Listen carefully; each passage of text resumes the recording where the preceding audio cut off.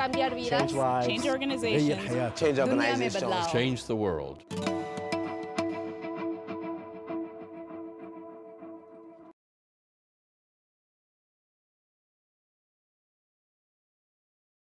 It is, for me, a great pleasure and a privilege to speak to this distinguished group. I made my first visit to Taiwan more than 50 years ago. Indeed, it was before some of you in this room were even born. And since then, I've returned many times. In the course of that, have made many friends, some of whom are in the room today, and it was a great pleasure for me to see them again. My talk today, as you see on the chart there, is Energy, the Good News. I'm going to focus on some of the game changers that are developing these last few years and making a real difference in the American energy picture. And as these game changers evolve and mature, they're making a real difference in the American economy and American security.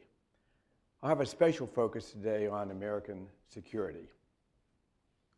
Every American president, since President Eisenhower, has stated that an increased dependence on foreign oil leads to a dangerous decrease in America's national security. And every president has promised to break our dependence on the foreign supplies of oil.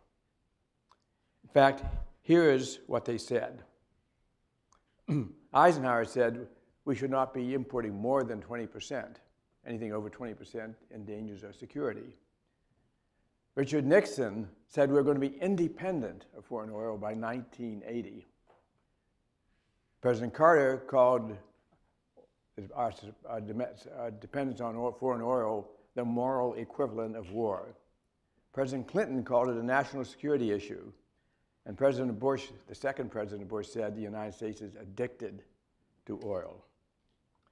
So there's been a bipartisan consensus these last 60 years to reduce our dependence on foreign oil. The presidents for the last 60 years have promised to do so.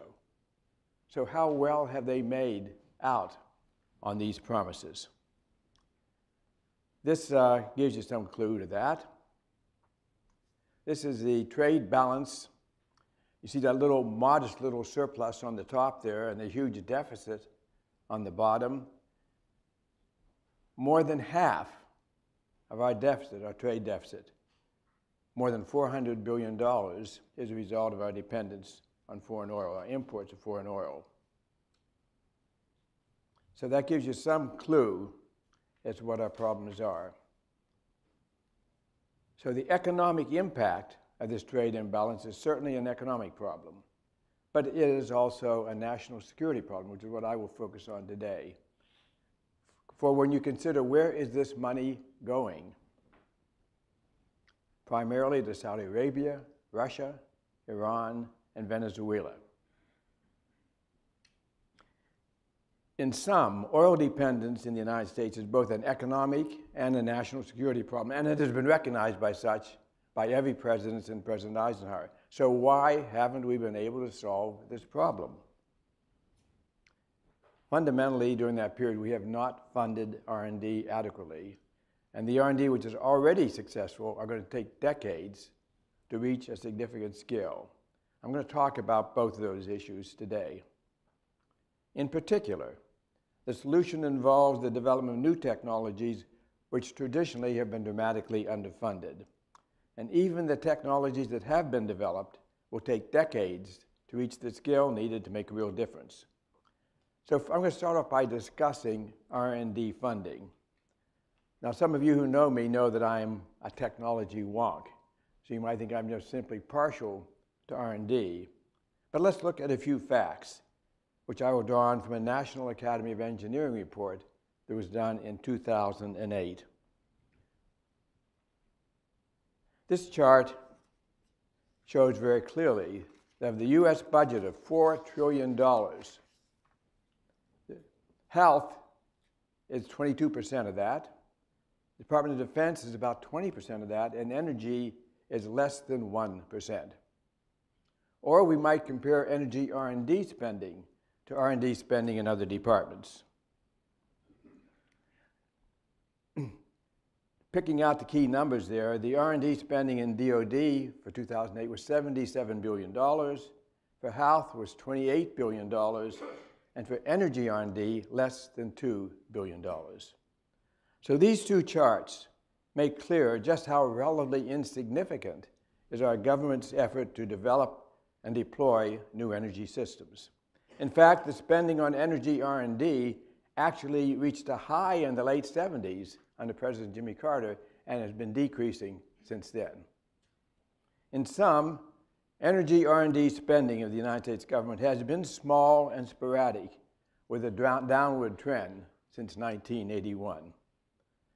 But, we're in the business school here, and some of my colleagues, particularly in the business school, argue this doesn't have to be done by the government. It will be done by industry. Let market forces solve the problem. Well, I think that's a good idea. But let's take a look at how well the market forces have done on this problem. This chart may be a little hard to read from where you are, but I'll read you the key numbers here. Pharmaceutical industry spends 18% of its sales on research and development. Even the stodgy automobile industry spends more than 2% of its sales on R&D. But the energy industry in 2008 spent less than 1/3 of 1% of its sales on R&D. So much for market forces solving the problem. The reason for this, of course, is that industry is reluctant to make investments in R&D that has a long-term payoff. That is the problem here, exactly. The automobile industry's 2% is on developments that will have a relatively short-term payoff.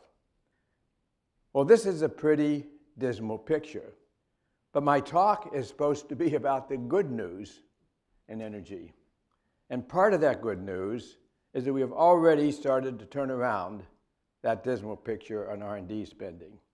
Beginning in 2009, the Obama administration reversed the decline in spending on energy R&D, and most notably, they created something called ARPA-E for energy, which is working to emulate DARPA, ARPA for the Defense Department, in the development of breakthrough technologies, and I believe it's off to a very promising start. Besides funding potentially game-changing technologies, they've held an energy R&D summit every year where the leading researchers in this dynamic field exchange ideas and form joint ventures.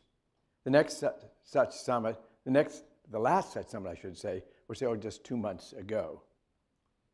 But this is only R&D. How do we get these new developments up to scale? To make a difference in the problems I've described to you, we have to get them up to scale.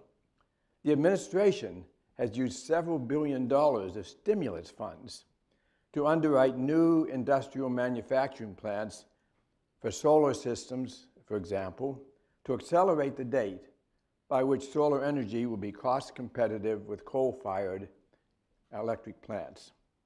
But this has had some failures, which I will have more to say about later in my talk. But as a result of these initiatives, as well as several important developments in industry, I believe that we have or are developing the resources and the technology that have the potential to break our heavy dependence on oil sometime in the next 5 to 10 years. To set a baseline for my discussion, I will show you a chart of the different sources of energy today in the United States. These charts show that not only are Americans addicted to oil, as President Bush has said, but that fossil fuels in general are the source for 86% of our energy. So we not only have a security problem, we have an environmental problem as well. We need to substantially reduce our use of foreign oil at the same time we're reducing our CO2 emissions. And even though the United States has ample low-cost coal, we have actually been decreasing the use of coal this past decade and plan to continue that trend in order to reduce global CO2 emissions. So we face a double barrel challenge, the need to develop alternative fuels to replace coal, as well as alternative fuels to replace oil. In meeting these challenges, I see 4 potential game changers. 3 of them are positive, and 1 of them is negative. Shale gas, which Harry's already referred to, is already in production and at scale. I'll have more to say about that. Plug-in hybrids, just entering production, should reach scale in about 10 years. Biomass in R&D, possibly at scale in 10 years. And the 4th game changer is Fukushima. And this is the negative game changer because it's probably the end of the nuclear renaissance, at least in the United States. The Fukushima disaster has put a pause to the so-called nuclear renaissance in the United States, and it has raised serious questions about the safety of nuclear power, even in Japan and Korea, where prior to Fukushima had widespread public acceptance of nuclear power. I'm going to organize my discussion today by separating the 2 major uses of energy, transportation and electric production. First, transportation. The global automobile industry, stimulated by the American government establishment of CAFE standards, has made dramatic improvements in efficiencies this past decade, and even more dramatic improvements are coming. The next chart shows an estimate by the American Academy of Engineering on how fuel-efficient cars will grow in importance the next 2 decades. This chart indicates that in a decade, about 50% of new cars sold will be of design substantially more efficient than present cars. These improvements have already started to take hold. There are already more than 1 million hybrids in the United States, and that plus the improvements in the total fleet brought about by CAFE standards have actually led to a 13 million gallon decrease in gasoline consumption in the United States last year. This is only a small percentage of the gasoline used in the United States, but it is the first decrease since the ending of World War II. So the trend is good. The question is, what can be done to accelerate this good trend? Major new efficiencies will come from plug-in hybrids, just now reaching the market. Many experts estimate that plug-ins will achieve 100 miles per gallon fuel efficiencies, but that is obviously dependent on the driving patterns of the user. I'll give you one example. 2 months ago, I bought a plug-in Prius. I've been driving these past 2 months, and I am getting more than 100 miles per gallon. But it's hard to put a mileage per gallon on a plug-in hybrid because it's very dependent on the driving patterns of the owner. In my case, I drive typically less than 20 miles a day, and that's ideal for the use of a plug-in car. As the number of plug-in hybrids gradually increase, there will be a gradual decrease in the demand for gas. But these improvements, I must say, will be slow to kick in. 1 million hybrids may seem like a lot, but they represent less than 1% of the 250 million cars in the United States. So this favorable trend could be accelerated if costs for plug-ins go down, which will lead to the demand going up. That depends on significant improvements in battery efficiency, which is the goal of several of the R&D programs of this ARPA-E organization that I was talking to you about. So this is a good news story, but car efficiencies, while necessary, are not sufficient. How about fuel? Can we replace oil-based fuel with biomass-based fuel? This is the second potential game changer that I've talked about. Already, existing technology produces ethanol from corn or from sugarcane. In fact, in Brazil, 40% of the auto fuel already comes from ethanol made from sugar. But corn and sugar are valuable food crops, and this is guaranteed to keep the cost of ethanol high if it's derived from either corn or sugar. The real potential for biomass is fuel from cellulose. That'd be agricultural waste, waste paper, scrap wood, sawdust, and grasses. There is a huge supply of low-cost feedstock. And the technology to convert this into fuel has already been demonstrated, but it is not yet at cost and not yet at scale. My own judgment is that cellulosic biofuel will become cost-effective and be operating at a significant scale in less than 10 years from now. It'll become cost-effective probably in 3 or 4 or 5 years, and at scale in about 10 years. My bottom line then for transportation is that car efficiencies have more than offset the demand, will more than offset the increased demand for fuel in the last few years, and in the next 5 years will lead to a continuing decrease in gas consumption. And the cellulosic biomass could begin to be a significant substitute fuel in the period 5 to 10 years from now. And more importantly, could be cost competitive and at a meaningful scale by 10 years from now. So my optimism in the transportation field depends on the rapid scale up of biofuel and continued improvements in fuel efficiencies. But of course, if the electric cars and the plug-in hybrids drive fuel efficiency, there will be a concomitant increase in the demand for electricity. The power for the electric cars has to come from somewhere, and it's coming from, so it will cause an increased demand for electricity. So that takes me to the second half of my talk, which has to do with the production of electricity. I'm going to start off with some facts. In some industrial nations, nuclear power is the primary source of electricity. That's true in Japan, Korea, and in France, for example. Other nations have indicated they plan to turn to nuclear power in the near future as a major source of electricity. The good news is that if this occurs, it would lead to dramatically decreased emissions of CO2. The bad news is that it could substantially complicate the global effort to control nuclear proliferation. The most obvious example of the proliferation problem is North Korea, which used a nuclear power program as a cover for a nuclear bomb program. And it seems like Iran might be following North Korea's suit. The United States has a large number of nuclear power plants, and at one time was headed in the same direction as Japan, Korea, and France. But after the 3 Mile Island nuclear accident several decades ago, we stopped building nuclear reactors.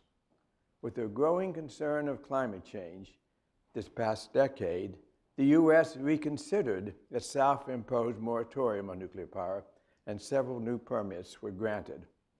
Many in the United States talked about a nuclear renaissance in the United States, but in the wake of Fukushima, the American nuclear renaissance is on hold.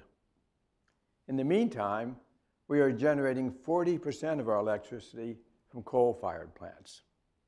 Coal is abundant and cheap in the United States, but it is also the greatest source of CO2 emissions. As a consequence, we have substantially reduced our coal plants this past decade from 55% to 40%. That's a big change in just 10 years. In the same spirit, we have reduced our oil generation of electricity from 15% down to 1%. It's almost gone away now. During this same period, hydro and nuclear power have remained constant at about 15%. And after all the years of effort and public attention, only 1% of our electricity comes from wind and solar.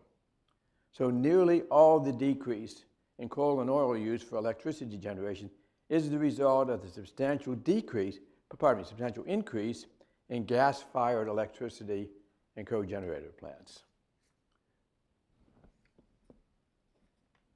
So based on these facts, I'm now going to offer you some opinions. The first is we should make it a national priority to replace coal plants because they are a major contributor to carbon emissions. New hydro is very unlikely to be developed in the United States. There will be no Three Gorges project in the United States. Solar and wind will eventually become significant, but will be very slow to reach a significant scale. We have three options then for earlier change. Natural gas, which is available, low cost, and much cleaner than coal or oil, but still, I must say, a source of CO2. Nuclear, which has substantial public resistance, and we can get more efficiencies in the use of electricity, which is one of the things you will be talking about at this symposium today. In my opinion, we should move vigorously on all three of those fronts. Efficiencies, light bulbs, efficient houses, efficient office buildings are already underway, and I am optimistic about the future there. This is a chart showing you how we expect the left side forecast over the next 2 decades. There will be about a 1/3 increase in electricity demand as our population and economy grow, especially as the number of electric cars and plug-in hybrids increase. But if we continue to pursue building efficiencies, shown on the right-hand side of the chart, we should be able to offset increased energy demand with increased efficiencies. So I see this as about a break-even. Just all of the efficiencies we're talking about today will allow us to keep up with the increasing demand. But how can we do better than that so that we can actually decrease our use of coal plants? The alternative fuels, solar and wind, have been developed, but are still too expensive. I think it will take at least 5 years to get the costs down to grid parity, that is, so the electricity is comparable to other sources of energy on the grid. And more importantly than that, even at that time, it will not be to scale. It will take 10 to 20 years to go from 1% to 10% of our grid electricity. So in sum, alternative fuels are potentially important, but still small and will be very slow to play a significant role. The primary reason that solar is so slow to kick in is it still cannot compete economically with other forms of electricity generation. I'm going to show you something which is familiar to industrial engineers, but called the learning curve. And this is the learning curve now on the cost reduction of silicon solar. These are experimental data dating back for the last 30 years on how the costs have gone down. It shows that solar panels are on a 22% learning curve. That is, to get a 22% decrease in manufacturing costs requires a doubling of production.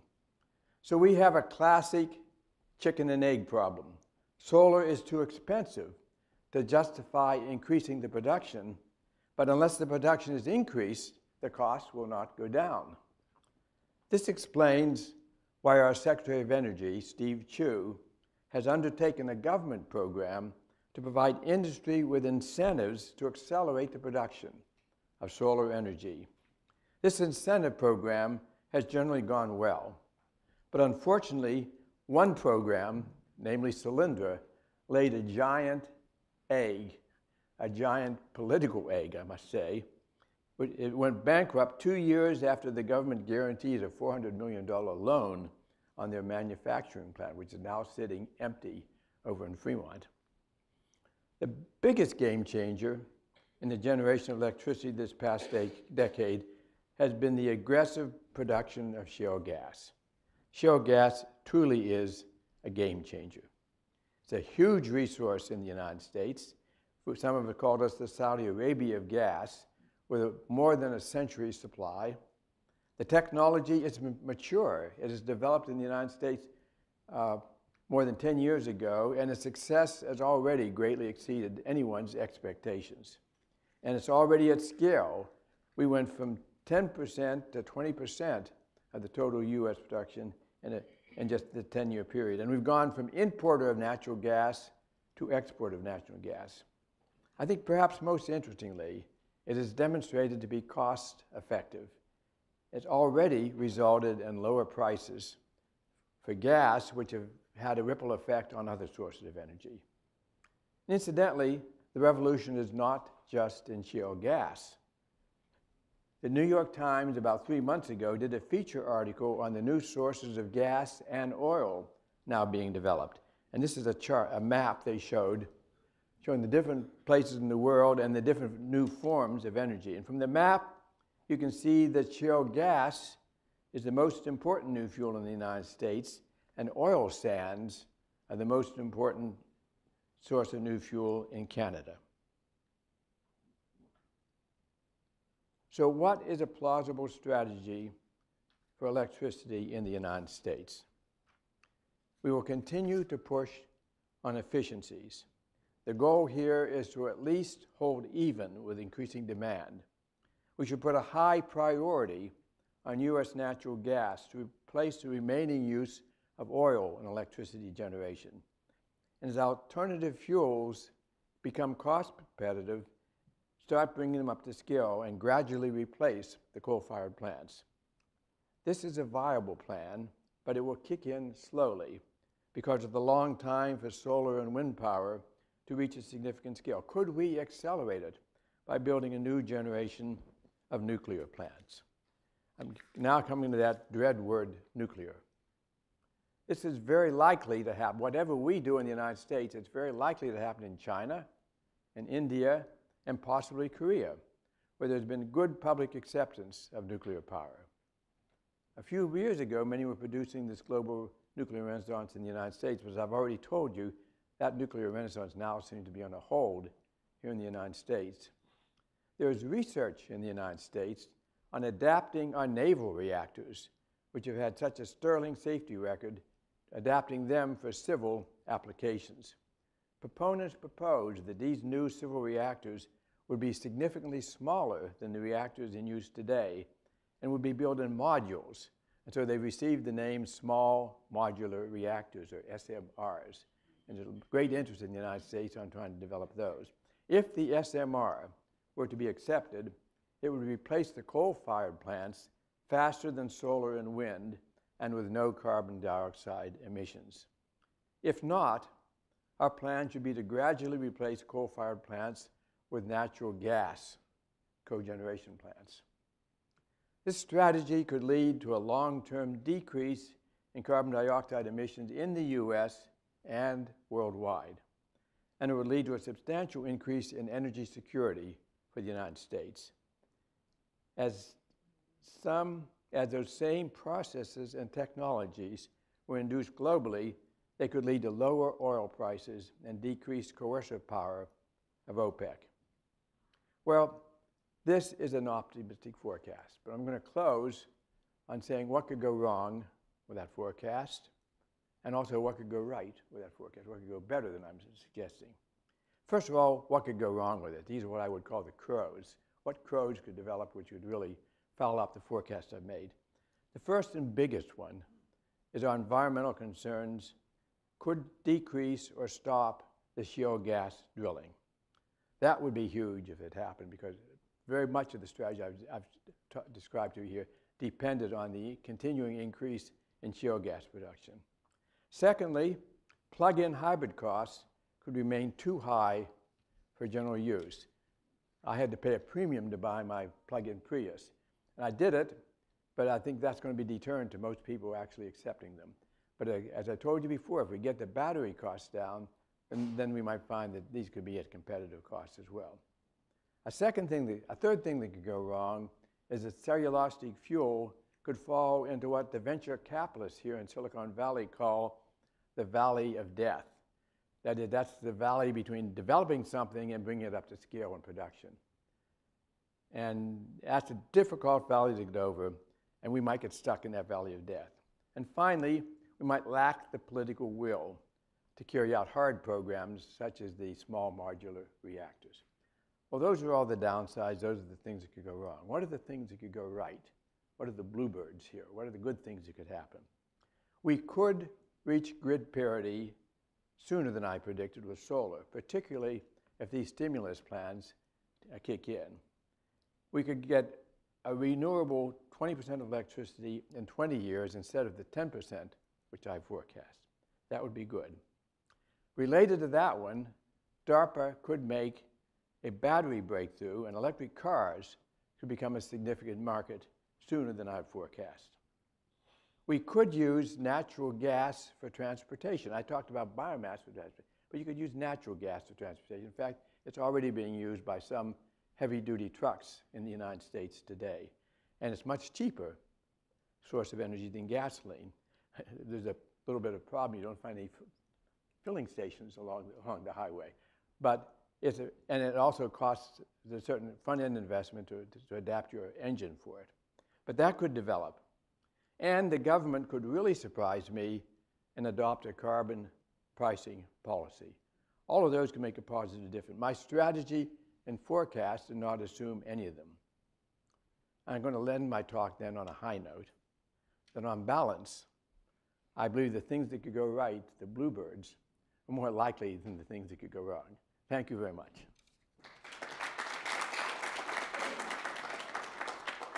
I'm giving you secondhand information now. This is not information I developed myself. But I've been told that there are likely substantial sources of shale gas in China, for example. And my colleague, George Shultz, visited just a few months ago and talked with the incoming president, who expressed very high interest, very good knowledge of the subject and very high interest in China aggressively developing its shale gas, and talked about a transfer of technology from the United States for that purpose. Beyond that, there's probably substantial shale gas resources in Eastern Europe, in Poland and Ukraine. This has not only an economic impact on those two countries, but a big political impact, since they are dependent on their natural gas from Russia, and it's been a continual source of political tension between Poland and Ukraine on the one hand and Russia on the other hand. So yes, there is that potential. All of the countries I mentioned, Ukraine, Poland, and China, are in active discussions with the United States companies that are drilling this so-called fracturing technique or fracking technique to talk about transfer of technology for that purpose. Let me comment on the more general issue of the environmental problems, both real and perceived, on fracturing or fracking as a means of extracting gas. There are robust environmental groups in the United States that are opposing the continuing drilling in western Pennsylvania in particular.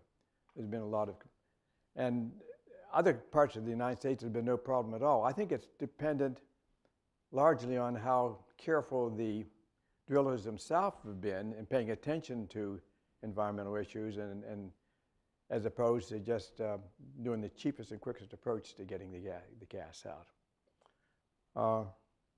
So the environmental issue is a real one. France and Germany, I think it's unlikely, even though they may have natural gas supplies, I think it's unnatural they will pursue them because of the strength of the environmental movements in those two countries. But France already has issued a law saying that the fracking may not be used for developing gas. Of course, France is almost completely dependent on nuclear power for its electricity, so it doesn't have quite the same need for it. If you remember, the first what can go wrong that I described was there could be an upsurging of the environmental resistance in the United States. My forecast, that will not happen unless there's some kind of an accident or an incident which draws attention to the problem. But that could happen. That could happen. So that would be the big worry there. If there could be a 3 Mile Island incident in the fracking industry, something comparable to 3 Mile Island, that's what we have to worry about there. I will point out I'm standing here in the business school, which is the sacred grounds of free market forces solving all of our problems. Free market forces are not solving, they're leading to the problem you described about. What has led to significant improvements in efficiencies in the United States, at least, have been government-imposed regulations, which we call CAFE. I forget what that acronym stands for, but it's the last two. FE stands for fuel efficiency, but it's government-regulated fuel efficiency, where they require that an automobile manufacturer has to achieve certain average miles per gallon over its whole fleet. And each time there's been an increase in CAFE, there's been a scream from the automobile industry, this can't be done, it's going to cause enormous increases in expenses, the public won't like it. So, and each time they've done it, and it's worked out just fine. The most recent one is, and those have led more than anything, I think, to automobile manufacturers developing the technology which allows them to get more efficiency. It's not going to happen from market forces. It's not going to happen from customer demand. It's happening from government regulation. So I'm afraid the floor under me is going to open up and I'm going to be pulled down for having said that, but that's my view of it. In the area of car efficiencies, it's been almost entirely because of the government mandates in the United States. I think we have essentially unlimited supplies of shale gas for the foreseeable future, not only in the United States, but in other parts of the world. And the big impediment, and it can be extracted at very economic prices. The big impediment, as I mentioned, was regulation. But even if we do all of this, the shale gas still has a problem with CO2 emissions. It's twice as good as coal, but it still has substantial carbon emissions. So it's not a panacea. And in my talk, I put it as the fallback position if these other measures don't pan out. If we can move faster with the alternative energies, with solar or wind, that's a more desirable option from a CO2 point of view. But I'm a big fan of solar energy, but I find it hard to be optimistic that it's going to develop much faster than I've described. The one big hope of giving solar energy a huge boost was when our Secretary of Energy, Steve Chu, poured government money into trying to accelerate the production of it. And unfortunately, one of those plants in which he put in the money tanked. It went bankrupt. And that has given a bad name to the whole idea of the government trying to stimulate, accelerate this production. So I don't see any real prospect of solar energy increasing at a faster rate than it has been in the past, essentially losing that stimulus which Secretary Chu tried to apply to it.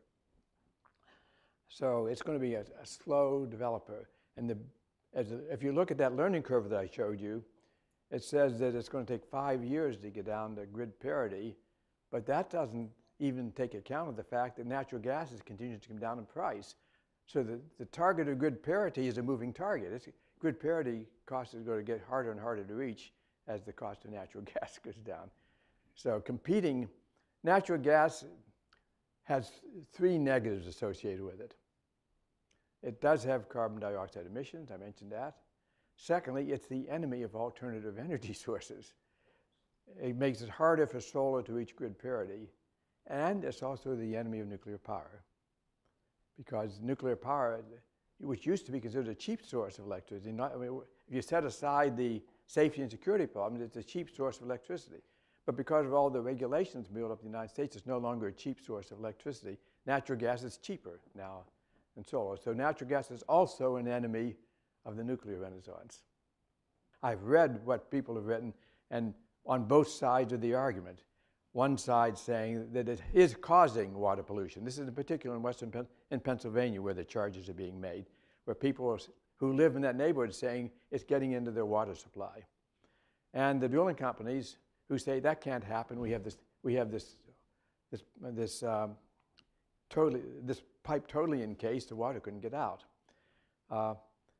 I don't know what the truth is in that, between those two arguments. I suspect that the truth is that if the drilling is done properly, the water cannot get out. But it's certainly easy to believe that some particular driller might have been sloppy in his techniques, and it is getting up. But that is a big issue. If indeed the fracking is going to contaminate the water supply, that's a huge barrier to it moving forward. Everything I've been able to read from the engineers who have looked at this said that does not have to be the case. You can do this in such a way that it will not contaminate the water supply. There are other issues which are environmental issues which are almost fundamental in what's being done, which is the people who live in the area are annoyed by all the trucks that are driving into their area. And I mean, all of the activity which comes, all of the people and transportation trucks that come from the activity. And that's just a fact of life. That is certainly a fact. But I think the contamination of water is a problem that can be dealt with by proper techniques. This issue is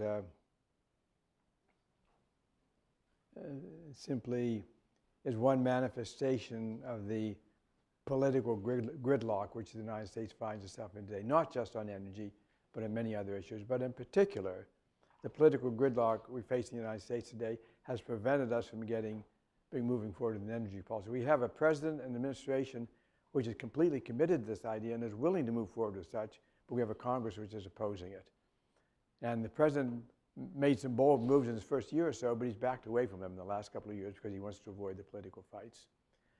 So as a consequence, we are now paralyzed, I think, with moving forward with a significant energy policy. One manifestation of that is that we have not been able to do what most economists tell us is necessary here, which is to get some kind of a way of putting a cost, of putting a price on carbon. That if you could do that, then you could let market forces work in your direction, work in favor of what we're trying to do. But it has now become a dirty word in the US Congress. Anybody talks about carbon pricing, carbon taxing is the word that they use. No, taxes are bad, so carbon taxes is bad. So we're completely paralyzed on that point right now. I'm sorry to report. I have no good news to offer you in that category. So my title might have been Energy, the Good News, but one thing that's not good news is our ability in the United States to get a meaningful energy policy. The question was, would a change of government affect that policy? And the answer is, I don't know. If President Obama were reelected, you have a president who really would like to do that. But you have to also say what happens to the Congress. If he ends up with a hostile Congress, he's not going to be able to do it, I think. On the other hand, if President Romney were elected, if the new president would be Romney, I don't know where he stands on this issue. I know what he said during the primaries, but he was catering to a conservative audience there. Not conservative in the energy sense, conservative in the political sense. So it may be that he would actually move forward in this field. And if he did, he would have far better chance of success because it's what we call the Nixon going to China problem. If a Democratic president had tried to form relations with China, he would have been hooted down in the Congress. But a Republican president, namely Nixon, did it. He got the support of his own party, plus the Democrats who wanted to do it anyway. So in that same phenomenon could happen in the energy field. If Romney were to decide to make a significant initiative in the field of energy, like, for example, having an energy policy, like having a carbon tax, for example, he could probably get it through. But I have no way of knowing what his view on this, because if you base it on what he said in the primaries, it's not encouraging. But then if you base Nixon's view on China on what he said in primary, it would not have been encouraging either. So maybe there's a possibility for a breakthrough here. Who knows? It's in a way, it is the ideal solution for the United States, because we got tons of cheap coal. And if we could find a way of capturing and sequestering that carbon, that would be a very clear solution for the United States. And in an earlier version of this talk, I held that out as one of the alternatives. I dropped it because I have not seen any reason to be optimistic or encouraging that's going to really happen. And I've talked to the people who are doing the research at this, at both at Stanford and MIT, and I cannot get any encouragement from them that's really going to happen.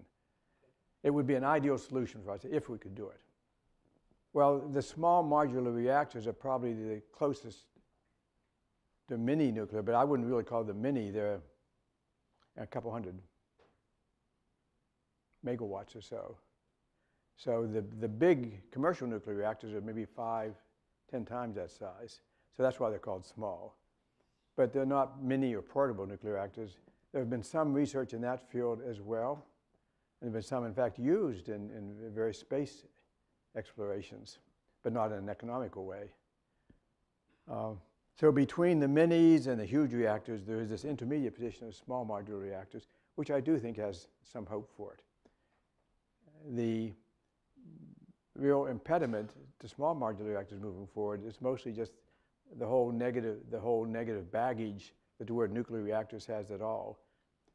The people who are advancing the small modular reactors argue that they avoid most of those negative features, both in safety and in security. But they haven't proven the point yet. And in any event, this is not a completely unobjective argument. There's a lot of subjective reaction to nuclear reactors, which anything that is a nuclear reactor, even if it deals with the problems, might not be accepted. The mini nuclear reactors, I haven't seen enough research on that to indicate the likelihood they're going to be attractive, except for very special purpose cases like space reactors and and someplace in the far out wilderness where you don't have any other source of power. Any such international agreement meets some automatic resistance in some circles in the United States. It's part of the political paralysis, political deadlock we're in right now on carbon. So international agreements is right up there with carbon tax as issues which are politically volatile. So I'm not optimistic about our political ability to make political agreement, but I do think that technically our ability to achieve the goals of the Copenhagen are going to be much enhanced by our shale gas. But again, shale gas is only a halfway house in terms of environment. It's about half the carbon emissions of coal, but still a lot of carbon emissions. And in the strategy which I laid out, I saw it as a fallback position if the other zero carbon or low carbon emissions don't come to reality. But it's here and now, and we could move very quickly to replace coal-fired plants with gas-fired plants if we move to do that. But it does not give us the benefits of solar power or nuclear power in terms of carbon emissions. I have long advocated more and better cooperation in this field of energy technology because I see it as a win-win. Win-win-win. It's a win for our country, it's a win for the country we're cooperating with, and it's a win for the whole globe if it involves lower carbon emissions. And I do not think we have the same barriers to cooperation as you find in other technologies which are defense-related, say. So I think there's a good probability of doing this. I mentioned to you, just parenthetically, that when Secretary Schultz was in China a few months ago, he discussed shale gas production with the incoming Chinese president and basically offered, for the U.S. government, offered to share the technology on the grounds that we benefit and the whole world benefits if China can find some way of not building another coal-fired plant every other week, which is what they're doing now. Again, it's a halfway house. Gas is not as good as nuclear or as good as solar, but it's much, much better than the coal. And they're not only burning lots of coal-fired plants now, they're still building them at a very fast rate. So it would be a major step forward for China and for the world if they could stop building coal-fired plants and replace them with gas-fired. That would take something like this cooperation. So I'd be very much in favor of it. And I'm also in favor in the area of solar panels as a way of getting this learning curve down. To the extent we let market forces drive this completely, then shale gas is the enemy of solar and it's the enemy of nuclear. And the economic advantage it has is so great on another one of those, that it might stall solar right where it is now, and it might keep any more nuclear plants from being built in the United States. And that's why, as I indicated, that the Secretary of Energy was trying to accelerate the learning curve in solar so it could be more likely to be competitive, because he would like to see the solar plant. He would like to see more solar electricity in the United States. But absent government support for solar manufacturing efficiencies, then I think it's going to be even slower coming on board than people are now predicting, because it has to compete in the grid. It has to compete with the natural gas, which is getting cheaper every year. Well, thank you. It's been very good to talk to you today. It's been a very stimulating audience. Cambiar vidas, change lives, change organizations, change organizations, change the world.